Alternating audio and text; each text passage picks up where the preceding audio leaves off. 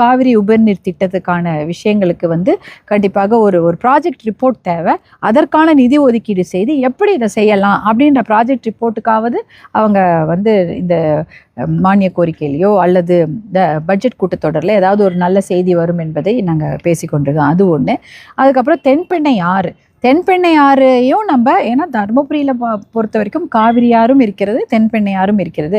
இது வரைக்கும் நம்ம பேசுனதெல்லாம் ஒகேனக்கல் கூட்டு குடிநீர் திட்டமாக இருக்கட்டும், காவிரி உபரிநீர் திட்டமாக இருக்கட்டும், எல்லாமே காவிரி நீரை பற்றிய ஒரு விஷயம்தான். ஆனால் தென்பெண்ணை ஆறும் நம்ம ஊரில் ஓடுது. அதற்கான முன்னெடுப்புகளை நம்ம செய்தாலே நிறைய ஒரு சின்ன சின்ன ஏரி குளங்களை நம்ம நிரப்பினாலே அதை சுற்றி இருக்கக்கூடிய கிராமங்கள் பயன்பெறும். அதற்கான விஷயங்களை அரசாங்கம் மூலமாக நம்மளால செய்ய முடியும். அந்த விஷயங்களை நாங்கள் இன்னைக்கு அவரிடம் பேசிக்கொண்டிருந்தோம். குறிப்பாக தர்மபுரியில் இப்போ சனத்குமார் நதி ஓடிக்கொண்டிருக்குது. அது தென்பெண்ணை ஆறுடைய துணை நதி தான். அது அந்த நதியில் இருக்கக்கூடிய கழிவுகளை அகற்றுவதை பற்றி அவர்கிட்ட பேசியிருக்கிறோம். அதே சமயம் அந்த சனத்குமார் நதியை சுத்தப்படுத்தினாலே, அதாவது சனத்குமார் நதியில் இருக்க குப்பைகளை முதல்ல அகற்ற வேண்டும், அதில் கலக்கக்கூடிய கழிவு நீரை தடுக்க வேண்டும். அப்போ சுத்திகரிப்பு நிலையங்கள் இன்னும் ஒரு வருஷத்தில் வந்துருச்சுன்னா அந்த கழிவு நீர் சுத்தப்படுத்தி அங்கே அனுப்பப்படும். அதே சமயம் அந்த கரைகளை தூர்வாரி அந்த நதியை கொஞ்சம் அந்த பக்கத்தில் இருக்கக்கூடிய ஆக்கிரமிப்புகளை கொஞ்சம் அகற்றி அதை அகலப்படுத்தி கரையை பலப்படுத்தினாலே பக்கத்தில் மக்கள் நடமாட முடியும். அப்படி மக்கள் நடமாட்டம் அதிகமாக இருக்கும் பகுதியில் குப்பை கொட்டுறது குறையும் அப்படின்ற விஷயத்த சொன்னோம். மக்கள் நடமாடினாங்க அப்படின்னா என்ன ஆகும்னா, தர்மபுரி நகரத்தில் டிராஃபிக் போக்குவரத்து நெரிசல் குறையும். ஏன்னா பாதி பேர் அந்த வழியில் நடக்க முடியாமல் தான் தர்மபுரிக்குள்ளே போகிறாங்க. இப்போ அந்த சனத்குமார் நதி பக்கத்தில் இருக்கிறத நம்ம சுத்தப்படுத்தி ஆழப்படுத்தி கொஞ்சம் அந்த ஆக்கிரமிப்புகளை அகற்றி விட்டாலே அங்கே மக்கள் நடமாட முடியும். நான் வாக்கிங்குன்னு சொல்லக்கூட வேணாம், ஒரு 2 சக்கர வாகனத்திலோ மிதிவண்டியிலோ அவங்க பல இடங்களுக்கு போகக்கூடிய ஒரு நல்ல ஒரு பாதுகாப்பான நிலைமை வரும். அங்கெல்லாம் லைட்டெல்லாம் போடணும் அப்படின்ற விஷயத்தெல்லாம் அவர்கிட்ட பேசணும். கண்டிப்பாக அதை முன்னெடுத்து செய்யணும். எல்லாருமே இந்த இங்கே இருக்கக்கூடிய நகராட்சி நிர்வாகமாக இருக்கட்டும், வாட்டர் ரிசோர்ஸஸ் WRD இதுவாக இருக்கட்டும், ஊராட்சி இருக்குது, எல்லாமே அதில் ஒன்றா சேர்ந்து செய்ய வேண்டும் என்ற அந்த நிலைப்பாட்டில் அவரும் இருக்கிறாங்க. எல்லாம் செய்கிறோம்னு சொல்லியிருக்காங்க. எங்களுடைய கோரிக்கையாக எங்கே போனாலும் லைட் இல்லை. தருமபுரியில் எங்கே போனாலுமே ரயில்வே ஸ்டேஷனில் லைட் இல்லைங்கிறாங்க. சின்ன சின்ன பாலம் தெருக்கள்லாம் லைட் இல்லை. ஏன்னா அதை மாற்றி போடணும். அந்த லைட் அந்த மின் விளக்குகள்லாம் ஃபியூஸ் போயிடுச்சு, புதுசாக மாற்றணும். அதையெல்லாம் அந்த விஷயங்களையும். அதே சமயம் குடிநீர் டேங்குகள்லாம் மெயின்டெனன்ஸ் இல்லாமல் நிறைய இடத்துல உடஞ்சி போயிருக்கு. அதனால் தண்ணியில் தேக்கி வைக்க முடியல, இல்லை வரதே 2 நாள் தண்ணி, அதையும் தேக்கி வைக்க முடியல. அதனால் அதை பற்றி அவர்கிட்ட பேசணும். அதற்கு முக்கியமான காரணம் என்னென்னா, நகராட்சி நிர்வாகத்தினுடைய தலைமை இடங்களை நிரப்பப்படவில்லை. ஆள் இல்லை, எல்லாமே இன்சார்ஜ் தான் பார்த்துட்டு போகிறாங்க. கிருஷ்ணகிரி இன்சார்ஜ் 2 நாள் தான் தருமபுரிக்கு வராரு. அப்புறம் சேலம் இன்சார்ஜ் இருக்கிறாரு, ME அவங்களும் 2 நாள் வராங்க. அப்போது தருமபுரி மாவட்டத்துக்கு இன்சார்ஜ் தான் போட்டிருக்காங்களே தவிர அந்த இடங்கள் நிரப்பப்பட்டாலே அதிகாரிகள் அதை பார்ப்பாங்க, அவங்கக்கிட்ட நம்ம போய் சொல்லலாம். இப்போ இந்த லைட்டு வாங்கணும் அப்படின்ற விஷயத்தெல்லாம் நாங்கள் அவர்கிட்ட சொன்னோம். வாங்கி கொஞ்சம் போடுங்கன்னு. இல்லை அதை நாங்கள் பார்க்குறேன்னு சொல்லியிருக்காரு. அது இந்த மாதிரி ஒரு முக்கியமான பிரச்சனைகளான தண்ணீர் பிரச்சனையை பற்றி பேசணும். அன்றாட பிரச்சனைகளான மின் விளக்குகள், குடிநீர் டேங்க் சரி பண்ணுற பிரச்சனையும் பேசியிருக்கிறோம். தருமபுரி மாவட்டத்தில் நிலவக்கூடிய இந்த போக்குவரத்து பிரச்சனை, எந்த கிராமத்துக்கு போனாலும் வண்டி இல்லை, பஸ்ஸு இல்லை அப்படின்றாங்க. அந்த பஸ்ஸு பிரச்சனையும் அவங்க கிட்ட நாங்கள் பேசியிருக்கிறோம். அதாவது பஸ்ஸு பார்த்தீங்கன்னா பேருந்துகளை அதிகப்படியாக இயக்க வேண்டும் அப்படின்ற விஷயத்த நாங்கள் சொன்னோம். ஏற்கனவே போக்குவரத்து துறை அமைச்சருக்கு நான் விரிவாக ஒரு கடிதம் எழுதி அதை அவர்கிட்ட நாங்கள் கொடுத்துட்டோம். அதை கூட நான் ஊடகத்தில் அதை வெளியிட்டிருக்கிறேன். அதாவது அதிகப்படியான பேருந்துகளை இயக்க வேண்டும். இப்போதைக்கு பார்த்தீங்கன்னா தமிழ்நாட்டில் 18,000 பேருந்துகள் தான். அதுலேயும் பாதி பேருந்துகள் விரைவு பேருந்துகள்னு பாயிண்ட் தான் ஓடுது. பாதி பேருந்துகள் சென்னையில் ஓடுது, மிச்சம்தான் மாவட்டங்களுக்கு போகுது. அப்போ மிச்ச பேருந்துகள் மாவட்டங்கள் போகும்போது பத்த மாட்டேங்குது. அப்போ நீங்கள் மினி பேருந்துகளோ இல்லை அதிகப்படியான பேருந்துகளை உபயோகப்படுத்துறது எப்படி இருக்கும்னா, பசங்க படிக்க போவாங்க. இப்போ ப்ரைவேட் ஸ்கூலில் படிக்கிற பசங்க என்ன பண்ணுவாங்க, ப்ரைவேட்டாக அவங்களுக்கு பஸ் அனுப்பிடுவாங்க. எல்லா ப்ரைவேட் ஸ்கூலும் பார்த்தீங்கன்னா கல்வி தந்தையால் நிறுவப்பட்ட தனியார் பள்ளிகள், தனியார் கல்லூரிகளில் அவர்கள் முயற்சியால் எல்லா கிராமங்களுக்கும் பேருந்துகளை அனுப்புகிறார்கள். ஆனால் அரசு பள்ளியில் படிக்கிற பசங்களுக்கு அரசு பேருந்து நம்பி தான் இருப்பாங்க. அவங்களால தனியார் பேருந்துக்கு 5,000 கட்டுற மாதிரி கட்டிட்டுலாம் போக முடியாது. அப்போ அரசு பேருந்து பள்ளிக்கூட பசங்களுக்கு அரசு பேருந்துகளை இயக்க வேண்டியது அரசோட கடமை. அப்போ பேருந்துகளே கிடையாது. ஒரு கிராமத்துக்கு ஒரு 10 ஊருக்கு சேர்ந்து ஒரு பேருந்து அனுப்புகிறாங்க. அந்த ஒரு பேருந்து என்ன பண்ணுது, 6:30 மணிக்கு முதல்ல ஒரு கிராமத்துக்கு வருது. 6:30 மணிக்கு பள்ளிக்கூட பிள்ளைகள் ஏறி அந்த பேருந்துல உட்காந்தாங்கன்னா 8:30 மணி வரைக்கும் 2 மணி நேரம் டிராவல் பண்ணிட்டா போய் பள்ளிக்கூடம் போய் சேருவாங்க. 9வது கிராமத்துக்கு போகும்போது என்ன ஆகுது, கிட்டத்தட்ட 8 மணி ஆயிடுது. 8:30 மணிக்கு அவங்க கரெக்டான நேரத்துல பெற்றோர்கள் அவங்களை ஏற்றி அனுப்புவாங்க. அப்போ பள்ளிக்கூடம் போவாங்க. திருப்பி வரும்பொழுது ஒரு பேருந்து தான். மதியானம் வரணும்னாலும் வர முடியாது. 6 மணிக்கு ஸ்பெஷல் கிளாஸ் அட்டன் பண்ணிட்டு வரணும்னாலும் அவங்களால வர முடியாது. 4 மணிக்கு அந்த பேருந்து திரும்பி போகும்போது போக வேண்டியதுதான். இப்படி தான் நடந்துட்டு இருக்குது. அப்போ பேருந்துகளை அதிகப்படுத்த வேண்டும்.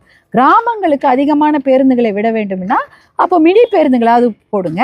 அதுக்கு வந்து கண்டக்டர், டிரைவர், மெயின்டெனன்ஸுக்கு ஒரு 10 பேர். மெயின்டெனன்ஸுக்கு இப்போ ஆளே கிடையாது. பேருந்துகளுக்கு மெயின்டெனன்ஸ்க்கு ஆளுன்றது கிடையவே கிடையாது. ஏன்னா நீங்கள் ஒரு மிரர் உடஞ்சிச்சா கூட டிரைவர் தான் போடுறாரு. டிரைவர் அவருடைய செலவு பண்ணியோ, கண்டக்டர் அவரு செலவு பண்ணியோ, அந்த பக்கத்தில் இருக்க சைடு மிரருக்கு அவரே செலவு பண்ணி போட்டுக்கிறாரு. ஏன்னா அவர் உயிரும் அவர் பார்க்கணும். அவரை நம்பி 100 பேர் அந்த பேருந்தில் பயணம் பண்ணுறாங்க. அவர் உயிரும் அவர் பார்க்கணும். அதனால பேருந்துக்கு மெயின்டெனன்ஸ்க்கு எதுவுமே கிடையாது. அது நிதி ஒதுக்கீடும் கிடையாது, ஆளும் கிடையாது. சுத்தமாகவே இருக்காது. புது பேருந்து வாங்கி விட்டுருப்பாங்க. 3 மாதம் கழிச்சு அந்த புது பேரை போய் பாருங்க பேருந்தை. ஏன்னா மெயின்டெனன்ஸ்க்கு ஆள் இல்லாமல் அது பழைய பேருந்து ரொம்ப மோசமாக இருக்கும். தருமபுரி மாவட்டத்தை பொறுத்தவரை கண்டமான பேருந்து தான் அனுப்புகிறாங்க. எங்கெல்லாம் ஓடிட்டு லட்சக்கணக்கில் கிலோமீட்டர் ஓடிட்டு இனிமேல் அதை ரிப்பேரே பண்ண முடியாதுன்ற போது கொண்டு வந்து விடுறாங்க. அதனால தான் எப்போ பார்த்தாலும் பள்ளத்தில் விழுந்து பேருந்தில் 10 பேர் பலி, 20 பேர் பலி. இப்போ கூட சமீபத்தில் நடந்தது. ஏன் டயர் நிற்காது? ஏன்னா டயர்லாம் பழசு. அந்த மாதிரி இருக்குது. அப்படி தான் நடத்தாதனால பேருந்துகளை அதிகப்படுத்த வேண்டும். தருமபுரி மாவட்டத்துக்கு அது ரொம்ப ரொம்ப முக்கியம். கிராமப்புற மாணவர்கள், படிக்கக்கூடிய மாணவர்களுக்கு, அரசு பள்ளி மாணவர்களுக்கு அது மிக மிக முக்கியமான ஒரு விஷயம் பேருந்து. அதே சமயம் மகளிர்லாம் வேலைக்கு போகணும் வரணும்னா பேருந்துகள் வேண்டும். அதை பற்றியும் அவர்கிட்ட நாங்கள் சொல்லியிருந்தோம். இது போக்குவரத்துறை அமைச்சர்கிட்ட நாங்கள் ஒரு லெட்டராகவே கொடுத்துருக்குறேன். அவர்கிட்டையும் நம்மளுடைய கலெக்டருக்கு நம்ம மதிப்பிற்குரிய கலெக்டர்கிட்டையும் அதை தான் நாங்கள் சொன்னோம். அவரும் வந்து ஆமாம் பேருந்துகள் கொஞ்சம் அதிகப்படுத்தினா எல்லா மாவட்டங்களும் பயன்பெறும் என்பதே பேசி இந்த மாதிரி பொது பிரச்சனைகளை நாங்கள் விவாதித்து அதற்கு என்ன பண்ணலாம், ஒரு நீடித்த ஒரு தீர்வு தான் வேணும்.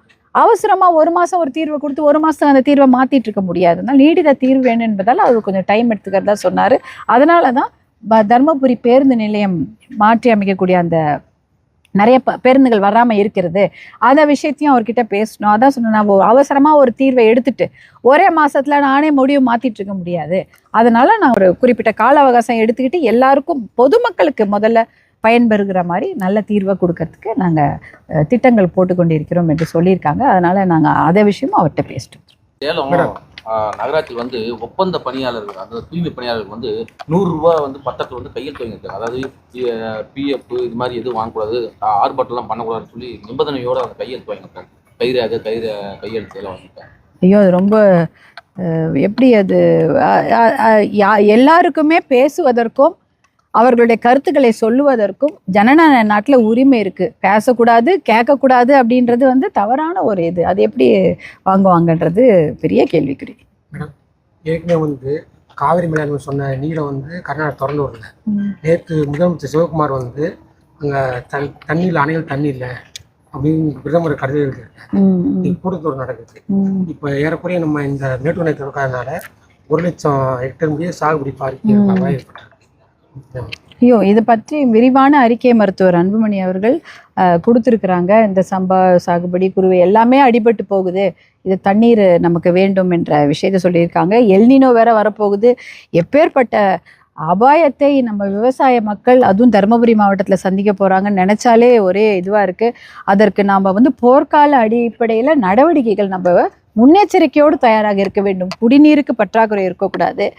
விவசாயத்துக்கு தண்ணீர் இல்லை என்றால் அப்போ விவசாய மக்களுக்கு என்ன நிவாரணமாக அளிக்க போகிறோம் என்பதை பற்றியெல்லாம் வந்து நம்ம வந்து நிறைய போர்க்கால அடிப்படையில் நிவாரணங்கள் வழங்கப்பட வேண்டும் என்பது நம்ம தயாராக இருக்கணும். ஏன்னா தண்ணி இல்லைன்னா விவசாயம் கிடையாது. அப்போ எப்படி வந்து அவங்களுடைய வாழ்வாதாரம் எப்படி இருக்க போதோ, நமக்கு எப்படி சாப்பாடு வரப்போகுது? நம்ம நகரத்தில் இருக்கிறோம், கிராமத்தில் இல்லாமல் நகரத்தில் இருக்கக்கூடிய மக்கள் அப்போது அத்தியாவசிய உணவுப் பொருட்களுக்கான விலை எப்படி ஏறப்போகிறது என்பதெல்லாம் நினச்சாலே அப்போ நம்ம அதற்கான முன்னெச்சரிக்கை நடவடிக்கை நம்ம எடுத்துகிட்டே இருக்கிறோம். அதற்கு வல்லுநர் குழுலாம் இருப்பாங்க, அவங்க அதை செய்து கொண்டிருப்பார்கள் என்று நம்ம நம்பிக்கையோடு பார்க்குறோம். அதே சமயம் பார்த்திங்கன்னா 32,000 கோடி ரூபாய் விவசாயத்திற்காக என்ன பண்ணுறாங்கன்னா, ஒரு இடுபொருளுக்கு மானிய விலையில கொடுக்குறாங்களே, அதுதான் 32,000 கோடி என்பது பட்ஜெட். எதுக்கு? உரத்துக்கோ, கடப்பாறைக்கோ, மண்வெட்டிக்கோ, டிராக்டருக்கு எல்லாமே விவசாய பெருங்குடிகளுக்கு கொடுக்க பட்ஜெட் இருக்கு, 32,000 கோடி ரூபாய்.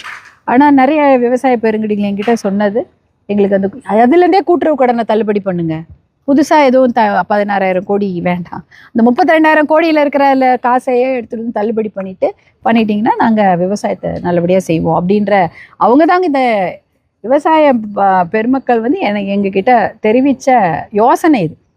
அவர்களுக்கு வழங்கக்கூடிய அந்த 32,000 கோடி மானியம் அந்த இருக்குது, பட்ஜெட் இருக்குது, அதுலேருந்தே 16,000 கோடியை தள்ளுபடி செய்யுங்க.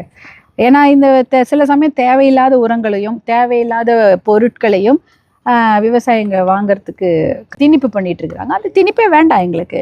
தேவையில்லாத உரத்தையும் மண்வெட்டி கடப்பாறையை நாங்கள் வீட்டில் வச்சுட்டு என்ன பண்ண போகிறோம், எங்களுக்கு வந்து கடனை தள்ளுபடி பண்ணுங்க அந்த காசில். அவங்க இது விவசாய பெருங்குடிகளின் யோசனை.